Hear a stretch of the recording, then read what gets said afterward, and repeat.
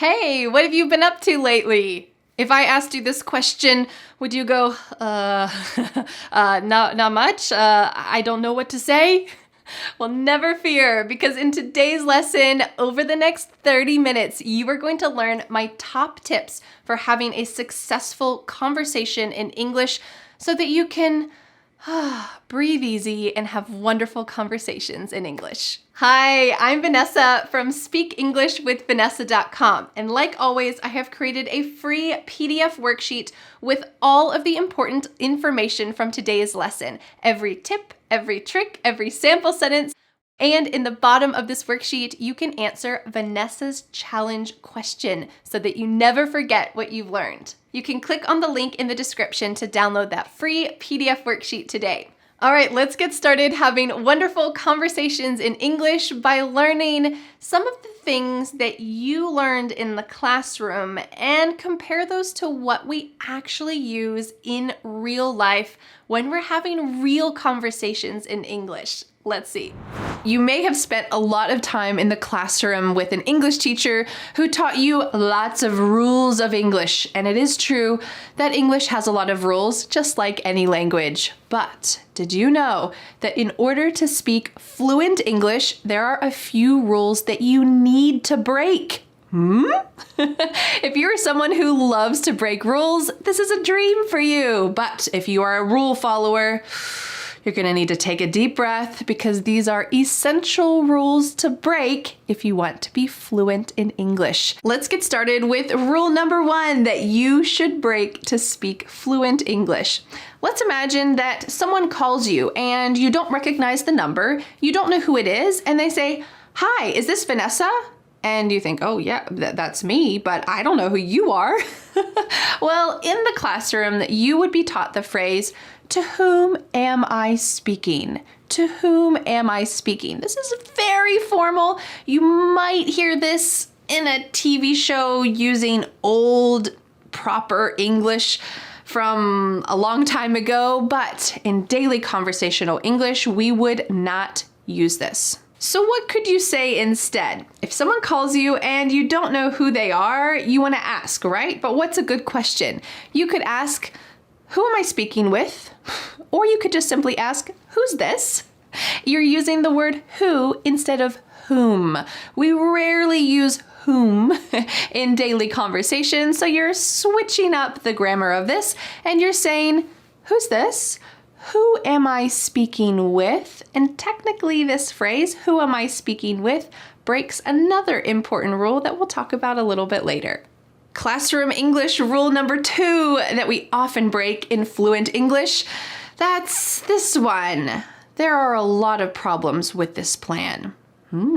Okay, this is grammatically correct. There are a lot of problems with this plan, but you know what? In fast conversational English, you're more likely to hear "there's a lot of problems with this plan" as a contraction. There is.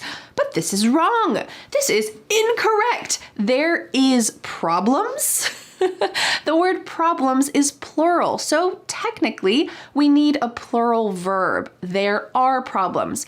But in daily conversation, and you will hear me use this a lot in my English lessons because it's just the way that we speak, and that's what I'm trying to teach you, daily conversational English, we will use the contraction of there is, there's, with a plural object. There's a lot of problems. Well, it's incorrect technically, but it's used all the time in daily conversational English, so I give you permission to use it. Classroom English rule number 3 that is often broken in advanced fluent English, it's this one. If I were from France, I would speak French. This is grammatically correct. It's a beautiful sentence, but do we use this in daily conversation? Maybe like 15% of the time, 20% of the time. Instead, what are people more likely to say? Well, you're more likely to hear the first part of this differently. If I was from France, I would speak French. So technically it should be if I were, because we're talking about a strange verb tense, a verb case in English, the subjunctive tense. So if you said, if I were from France, this would be correct.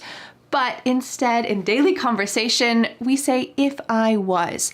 If I was from France, I would speak French. This is what you're going to hear more often. There is one phrase I'd like to show you that we use equally both tenses. It's this phrase, I wouldn't do that if I were you. We use this as a warning. If someone is standing too close to the edge of a cliff because they want to look at the river down below in the valley, and they're getting a little too close to the edge, you might say, I wouldn't do that if I were you.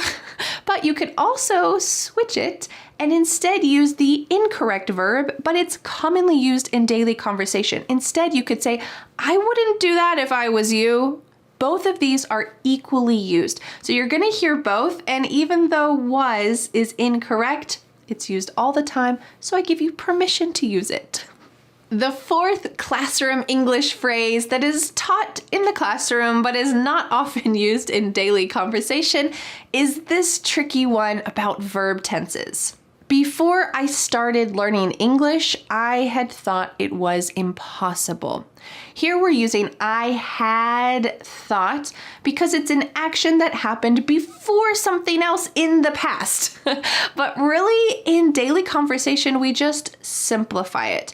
Instead, you're more likely to hear this. Before I started learning English, I thought it was impossible. Here we're just changing I had thought to thought. And this is kind of good news, right? Instead of using a more complicated verb tense, we're using a simpler one because that's what's really used in daily life. Let's go on to our final phrase that you will learn in the classroom but is not really used in daily conversation. And that's this one. In which car do you want to go? This just sounds so odd.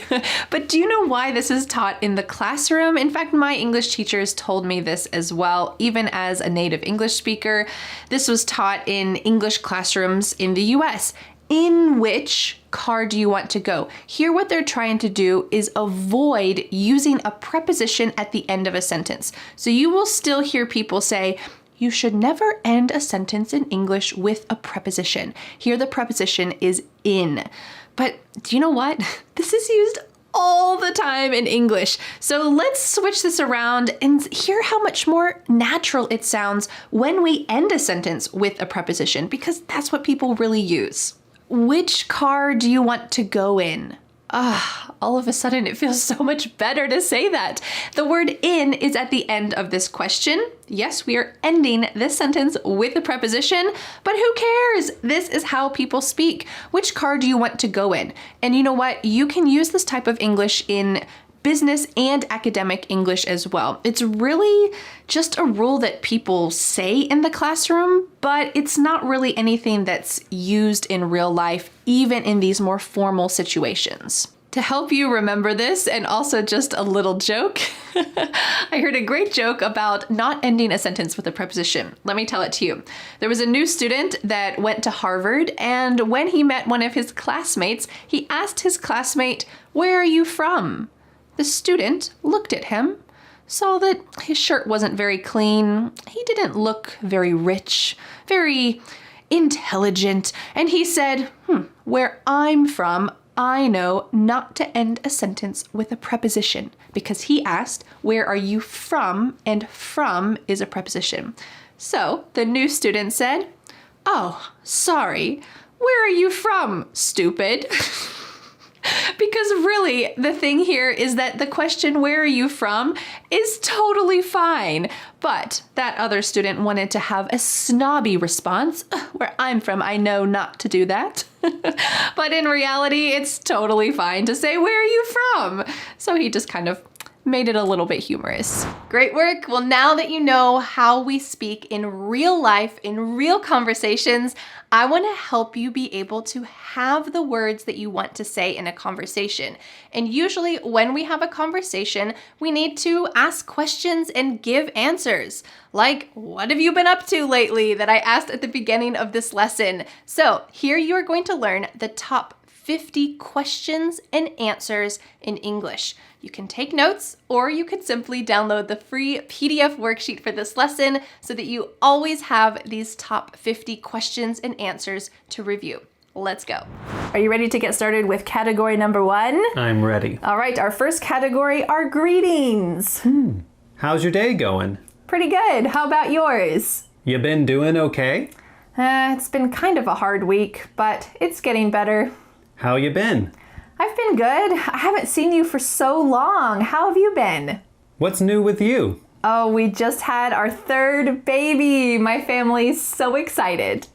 What's new in your world? Well, we have a newborn, so everything's new, but we're getting adjusted to our new routine. What's been going on?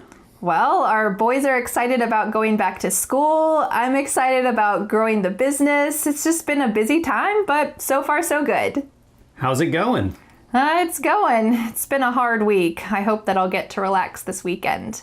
Just a little note, if you're having a hard week, you can just respond to this question by saying, it's going. It's going. It's going. What's up? Not a lot. Just enjoying these last days of fall before winter gets here. What about you? How's everything? Or, how's everything going? Pretty good. We've had a busy summer, but I think we're all ready to get started with the school year and just see what this year holds. Hey, you doing all right? Yeah, I'm okay. I just need to take a nap and eat something.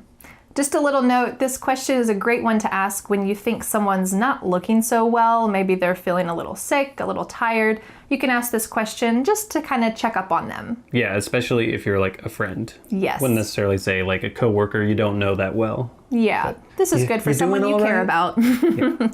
All right, our next category are 10 questions to ask about plans. What are you up to today? Or, what you up to today? Well, I kind of have a busy day. I need to do some work in the morning, do some housework in the afternoon, and then finish all of this before I pick up my kids from school. Do you want to hang out later? Yeah, if I can get all of my work finished by this afternoon, I'd love to. You doing anything fun this weekend? Yeah, we're gonna get together with some family that's coming to visit from out of town. You got anything fun planned? Yeah, this weekend we're gonna have a big surprise birthday for my best friend. Want to grab lunch later?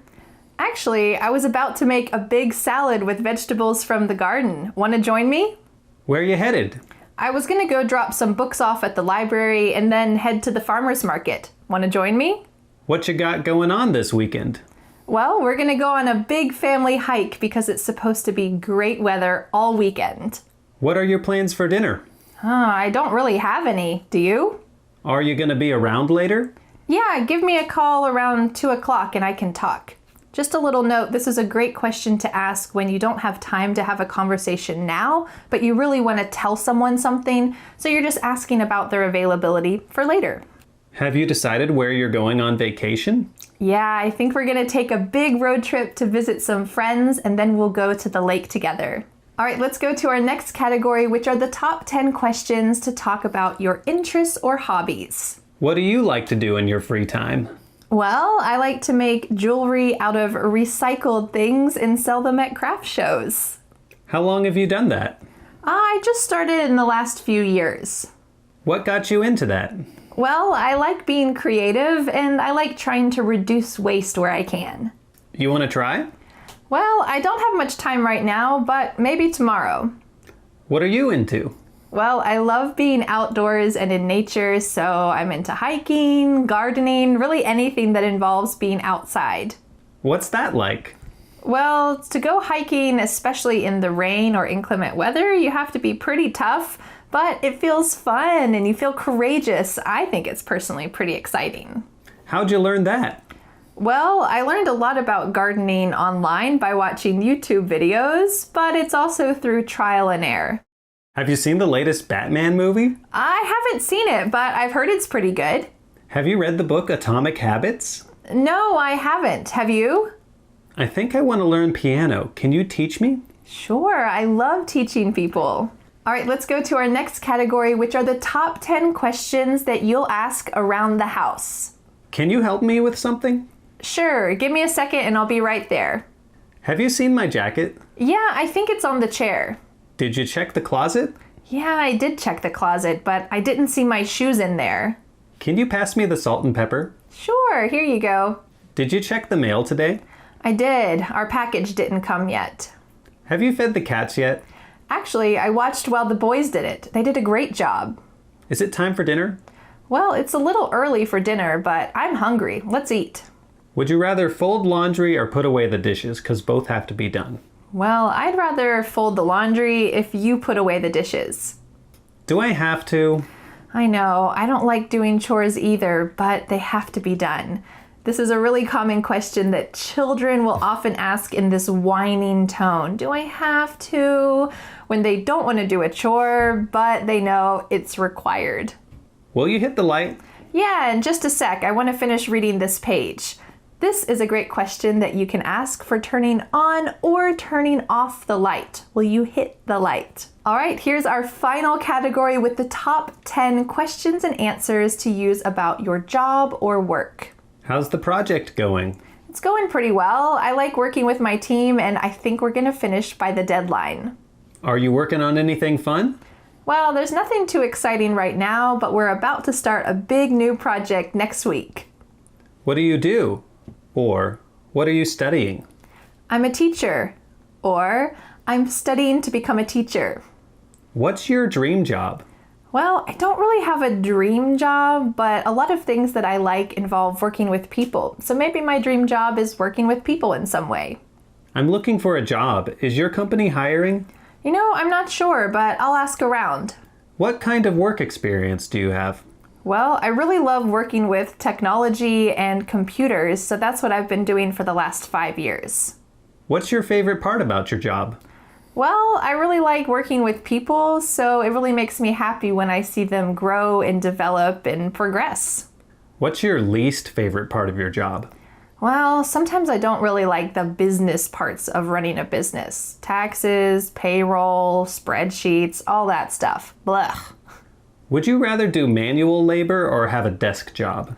Well, manual labor can be really tough, especially in inclement weather. So I guess I would rather have a desk job as long as I got to have long stretches of time where I could go outside and get fresh air. How long have you worked in education? Well, technically I've worked in education for the last 15 years, but I've been doing this job teaching online for the last 10 years. I can't believe it. Well, great work learning those top 50 questions and answers. And now I have a challenge for you. You have learned a lot of important words, what to say, what not to say, and now it's time to put on your thinking cap and learn the most important thing that you need to know in order to speak confidently and clearly in English. In this next lesson, I'm going to give you some tips about how to really speak the best English that you can speak. Let's go. Are you wasting your time learning English? You probably are. Let's get started by talking about the first time waster. It is learning English without a plan. This is the number one time waster when you're learning anything new. If you're just randomly learning some vocabulary here, phrasal verbs here, and oh, I forgot about pronunciation here, well, you are going to be wasting your time because you don't have a plan. But you might think, Vanessa, making a plan is hard. How do I do that? I don't even know where to start. Well, that's why I'm here. The number 2 most common mistake that English learners make and waste their time is they just memorize instead of truly learning. I think we all experienced this in school where we knew we had a test coming up, so you just studied and studied and studied and memorized. And after the test, did you remember what you studied? Absolutely not. You just completely let it fly out of your brain and you didn't retain that information. But that's no good when you're learning English. You want to be able to learn something, learn some new vocabulary, learn the correct pronunciation. And when you have a conversation, you need to be able to remember it. So, how can you learn something and not just memorize it? The best way to learn instead of memorize is to have a context, not just simply remembering Where's the bathroom? Where's the bathroom? Where's the bathroom? Where's the bathroom? Okay, where's the bathroom? No, instead you need a context where you're able to use that in a conversation, know when it is used and how it's used in daily life. All right, let's go on to the third way that English learners waste their time when they learn English.